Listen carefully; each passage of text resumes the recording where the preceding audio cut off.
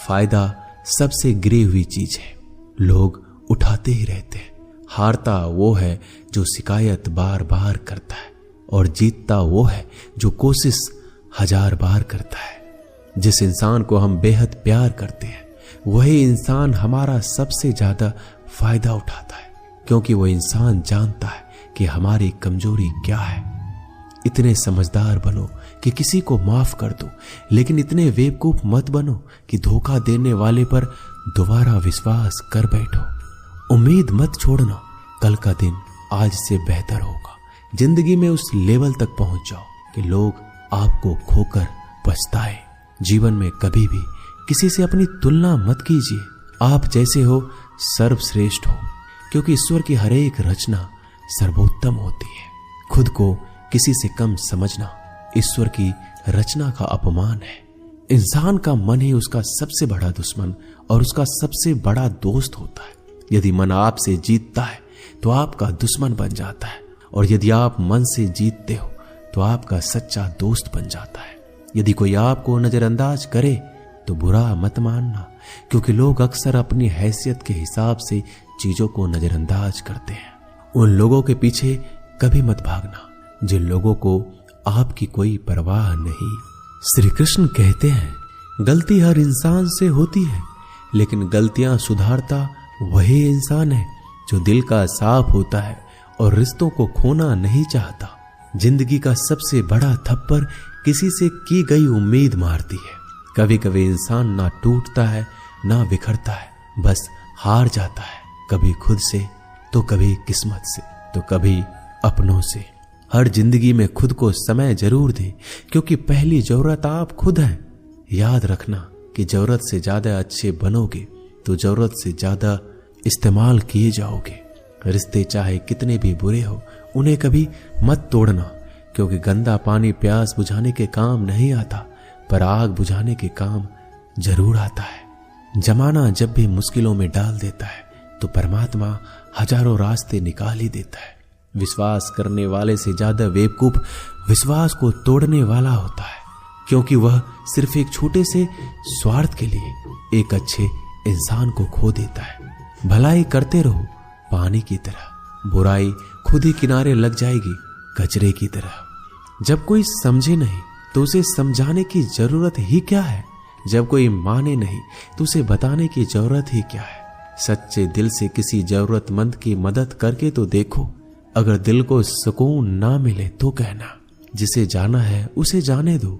अगर वो आज रुक भी गया तो कल चला जाएगा। इंसान को इंसान से दूर कर देने वाली सबसे पहली चीज जुबान है, और दूसरी चीज पैसा है।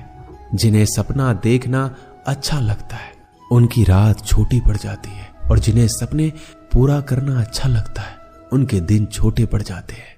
किसी की आदत देखनी है तो उसे इज्जत, और किसी की अगर फितरत देखनी है तो उसे आजादी दो।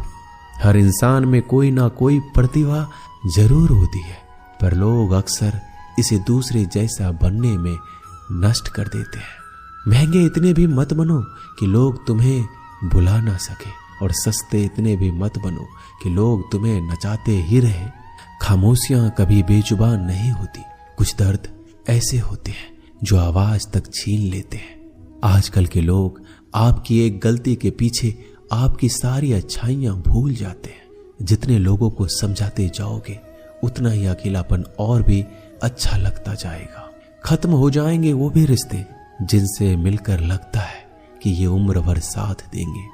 श्री कृष्ण कहते हैं, अहंकार किसी भी चीज का हो सर्वनाश करके ही छोड़ता है। खाली वक्त में तो हर कोई बात कर लेता है। प्यार तो तब होता है जब कोई आपसे बात करने के लिए आपका अपना सारा वक्त खाली कर दे। सब कुछ ठीक करने का इंतजार करोगे तो बैठे ही रह जाओगे। आप हिम्मत करो, खुद उठो, अपनी जिंदगी में सब कुछ ठीक कर दो। लोग पहचानना ही भूल जाए इससे पहले अपनी पहचान बना लेनी चाहिए। एक बार एक राजा ने भगवान श्री कृष्ण का मंदिर बनवाया और उसमें मूर्ति की पूजा करने के लिए एक पंडित को रखा। हर रोज अपनी मंत्री से कहकर मंदिर में एक माला भिजवाता था और पंडित जी को वो माला श्री कृष्ण को चढ़ाना होता था। उसके बाद राजा जब दर्शन के लिए आता था तो पुजारी वो माला भगवान की मूर्ति के ऊपर से निकालकर राजा के गले में पहना देता। कई सालों तक ऐसा चलता रहा। पंडित जी अब बूढ़े हो चुके थे। एक दिन राजा की तबीयत खराब हो गई। उसने अपने सेवक को कहा कि तुम जाकर पंडित जी को माला दे आओ और उनसे कहो कि आज मेरी तबीयत खराब है, मैं आज मंदिर नहीं आ सकता, तो प्रतीक्षा ना करे। फिर राजा का सेवक वो माला लेकर पुजारी के पास गया और पूरी बात बता दी। पुजारी जी ने वो माला मूर्ति को चढ़ाई और सोचने लगे, इतने सालों से ये परंपरा चली आ रही है, लेकिन मैंने कभी भगवान का माला उतार कर खुद नहीं पहनी। शायद आज भगवान की यही इच्छा है कि ये माला मैं पहनूं, इसलिए भगवान ने आज राजा को नहीं भेजा। इसलिए आज अच्छा मौका है, ये माला मैं निकाल कर खुद पहन लेता हूं। फिर उस पंडित ने भगवान की मूर्ति से माला निकाल कर खुद पहन ली। इसी बीच राजा का सेवक दौड़ के पंडित के पास आया और पंडित जी को कहने लगा कि राजा जी को ठीक नहीं लग रहा है, उनकी तबीयत और बिगड़ गई है, इसलिए अब वो प्रभु के दर्शन करना चाहते हैं। वो आ रहे हैं, उनकी सवारी जल्दी अभी मंदिर में आएगी। उन्हें लगा कि ये परंपरा कहीं टूट ना जाए, इसलिए वो आज भी मंदिर में आ रहे हैं। जब पंडित जी को इस बात का पता चला तो उन्होंने फटाफट माला अपने गले से उतारी और जाकर फिर से भगवान की मूर्ति को चढ़ा दी। फिर कुछ देर बाद राजा वहां आए और रोज की तरह पंडित जी ने भगवान के ऊपर से माला निकाली और राजा को पहना दी। अब राजा ने उस माला को देखा तो उस माला में एक सफेद बाल नजर आया। राजा ये समझ गया कि ये बाल पंडित का है। राजा ने पुजारी से पूछा, क्या ये माला आपने पहनी थी? इसमें सफेद बाल कहां से आया? यह सुनकर पुजारी जी घबरा गए। उन्हें लगा अगर मैं सत्य बता दूं तो राजा मुझे दंड देंगे, इसलिए वह पुजारी ने कहा, यह बाल तो श्री कृष्ण का है। राजा को सुनकर बहुत ही गुस्सा आया। उसने कहा, तुम झूठ बोल रहे हो, भगवान के बाल सफेद कब से होने लगे? राजा ने कहा, मैं फिर कल आऊंगा और श्रृंगार के समय देखूंगा कि उनके बाल सफेद है या काले। अगर बाल काले निकले और सफेद नहीं निकले तो आपको कल ही मृत्यु दंड दिया जाएगा, क्योंकि आपने मुझसे झूठ बोला है। राजा ये कहकर वहां से चला गया।